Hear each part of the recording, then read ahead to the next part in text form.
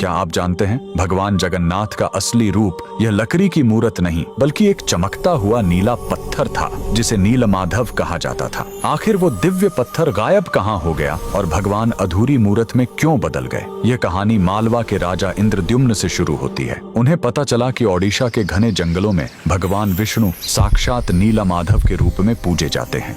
राजा ने अपने मंत्री विद्यापति को खोज पर भेजा। विद्यापति जंगलों में भटकते हुए आदिवासी सरदार विश्ववसु तक पहुंच गए, जो गुफा में गुप्त रूप से नीलमाधव की पूजा करते थे। विद्यापति ने सरदार की बेटी से शादी की और जिद करके गुफा देखने की बात मनवा ली। सरदार ने शर्त रखी कि वे उनकी आंखों पर पट्टी बांधकर ले जाएंगे, लेकिन विद्यापति ने चालाकी की। उन्होंने रास्ते में चुपके से सरसों के बीज गिरा दिए। कुछ दिनों बाद जब बारिश हुई तो सरसों के पौधे उग आए और विद्यापति को गुफा का रास्ता मिल गया। उसने तुरंत राजा को खबर दी। राजा इंद्रद्युम्न अपनी विशाल सेना लेकर घमंड के साथ भगवान को लेने पहुंचे, लेकिन उनके वहां पहुंचते ही नीलमाधव की मूर्ति हमेशा के लिए गायब हो गई। भगवान अपने भक्त विश्ववसु के साथ हुए धोखे और राजा के घमंड से नाराज थे। राजा ने रोकर माफी मांगी और अन्न जल त्याग दिया। तब आकाशवाणी हुई, मैं अब उस पत्थर के रूप में नहीं मिलूंगा, अब मैं समुद्र तट पर एक लकड़ी के लट्ठे के रूप में आऊंगा। कुछ समय बाद पुरी के समुद्र तट पर एक विशाल अद्भुत लकड़ी का लट्ठा तैरता हुआ आया।